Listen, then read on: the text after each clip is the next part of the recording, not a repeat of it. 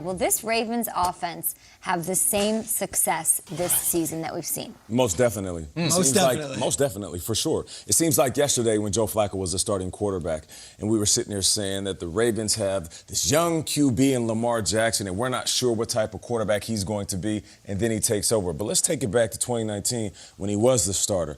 He was an absolute beast, and he hasn't let up since. And I've said this year in and year out, I truly believe that he's just now scratching the surface. They're going to be successful, mainly because of this man. Look at these numbers since 2019. All right, wins. Okay, he is a winner. We know that. Rushing yards, first as a QB. Fifth, TD to interception. Fifth, passer rating. All right, offensive TDs. He's tied for second. So I'm tired of the narrative that, he needs to be a better passer in this offense. They really need more tight ends and more wide receivers. They have to go deep. You know what? They don't have to. Teams that can do what they do best, which is run the ball, will always be successful in the regular season, but more importantly in the postseason. And the main reason I believe this offense is going to be as dominant because Lamar Jackson's going to rush for another 1,000 yards.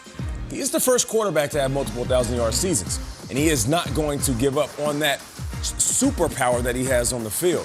So for me, coming in, grabbing 1,200 yards, 1,300 yards this season, being in the top 10 as a rusher, not just a great passer in this league, this is going to be Lamar Jackson's strength. For a long time in the NBA, we saw Vince Carter dunk on guys. Yeah. And then towards the end of his career, he started working back to the basket, mid-range and shooting threes. But that took a long time. We saw Vince dunk on dudes for a while. We're going to see Lamar Jackson run past defenses for the next 5 years because speed, it doesn't go away just like that. I hope so. Last time we saw this team, they scored 3 points. 3 points. And they got blown out in a playoff game. I hope they don't have the same success. Same success is not enough. I don't want them to have the same anything.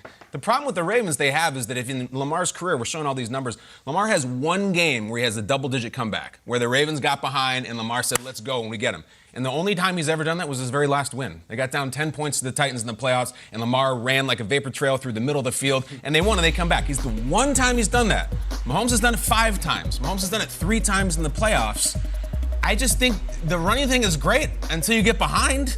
Until the plan doesn't go like it is, until, oh my God, they're stopping us. Because here's the thing about this Ravens offense. It's awesome. It's fun to watch in highlights. It's fun to talk about. It can beat almost anybody on almost any day. But that's not good enough. That's good enough to get to the divisional round, to get to the title round. This is a Super Bowl or bust team. There's 8 or 9 of them. Are you going to show anything? It's like, I feel like they are really good if they were in the octagon. They're great in stand-up, but their ground game, ironically, it's just they can get tapped out. Yeah. They need to adapt. And Nate, you're making the Vince Carter thing and the Michael Jordan thing. 32nd ranked passing offense. The worst. Can you give me 24th? I don't need 12th. I don't need 9th. You spent a sweet, precious first-round pick on a wide receiver. I don't want to see the same movie again. I don't want to see another Fast and the Furious. They crashed the car. We get it. In the end, it's all family. We need something new because they haven't won anything. They haven't won anything. You have an MVP trophy and some wins, and you finally got a playoff win. Same anything?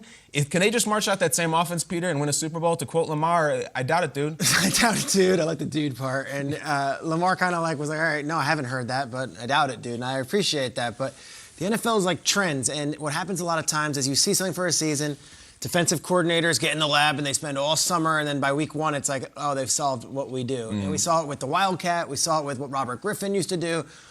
It's not the case with the Ravens. Lamar, 2018, comes in and takes his team on this crazy run to the playoffs. Everyone thought 2019, week 1, would be like, all right, we solved it. He goes and has an MVP season. And a lot of it is because they know what they do, and they do it well, and they're not trying to hide it. Look at this, 2019. Look at what their offense is here against the Seahawks. Just take a look. I'm going to freeze frame this for a second. This is not on the 1-yard line. This is here. 6 offensive linemen, right? And then they add in, look at the other players that you get here. Fullback, tight end, and then Ricard is in there at the end there as the other blocker. And then what's Lamar do? No running back. This is what it is. There's no running back. There's no wide receiver. This is what their offense was. And then Lamar can do what he does, and he goes in there. They win in Seattle 30-16. So you'd think that the following year would be like, all right, let's break out the passing game. We got Hollywood Brown. He's a great second-year receiver. No, this is what they did all last year, and it worked. Greg Roman's the offensive coordinator. He's still there. This is what their offense is, all right? Dobbins is the running back, and we can talk about Sammy Watkins and whoever else a wideout. But no other team carries this many fullbacks and tight ends. They're very deliberate with what they are. They know that you know what they are, and it's kind of cool that they look at you in the face and say, yeah, we're well aware. We're going to smack the snot out of you. This is our identity. This is what we do. You have to stop us. And for 2 years, teams haven't. Is this the year that the other shoe drops? Is this the year that they take a step backwards, that Lamar suddenly needs to become a better passer? No. Maybe. It maybe is. But it would take a massive drop-off for this team to suddenly not be able to block like they have been, and for Lamar not suddenly run like they did. Like Ronnie Stanley's health matters, Orlando Brown not being there matters. But at the end of the day, Lamar's going to get his rushing yards. Dobbins is going to get his rushing yards. And you're going to get Ricard and Boyle and Ben Mason smashing faces. That's what they do, and I don't think it's going to drop off at all. But should it change? Should it try to get better? I think is the book. There's a weird growth definition of insanity thing. Like, yeah, they are who they are. It's very cool. They're in your face. We don't have any tricks, but you need those tricks. You having a more balanced attack helps the run game be harder to defend because there's other stuff going on out there. You said the other day, Peter, they might break their own record for a single season rushing with Lamar and J.K. I don't want to see that happen. I want, get the passing game going, make it happen. So to your point, I know it's not going to drop off, but is everything you're saying in that full screen and those fullbacks going to make them better? Is it going to get them where they need to go? I think it's the best utilization of Lamar's skills. And that's nothing against Lamar. Yeah. But I think when you have this guy, to suddenly say, okay, we have to be balanced because at some point, I think at this point, this is what the offense is. What about the adding new punches thing, though? That's No, the same punches. Look, there is an absolute argument to be made saying you did draft a wide receiver in the first round. It's not like you're not trying. And added one, yeah. And you could say, hey, you did spend money on Sammy Watkins, so you can't tell me that you're just going to run the ball. You have to throw the ball. I think at the end of the day, that's what they are, though. And they've built their entire roster around it with all those fullbacks and tight ends. And no one else was drafting Ben Mason where they drafted him, but they're like, he works in our offense. He's a Raven. That's what it is. So, okay, it's a great point. Look, at the end of the day, they scored 3 points in the playoff game. And at some point, Lamar's going to have to make a big pass. And he did last year in the Monday night game. And he did against the Titans at one point in the playoff game.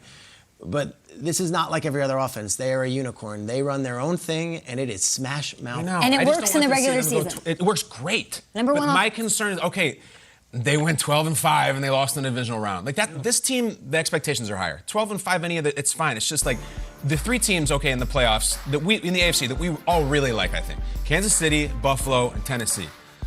Those are the last 2 teams that knocked them out, and the Chiefs tune them up every single time. They got down 14 to the Bills. There was 0 chance they were coming back. No spark. There was no chance that was ever going to happen. Mahomes gets down 14. He's like, no big deal. It's fine. I got this. I just worry you get behind in one playoff game after you ripped off 13 wins in the regular season. It's like, well, let's just run it with our tight ends. And, well, we can't. It's over.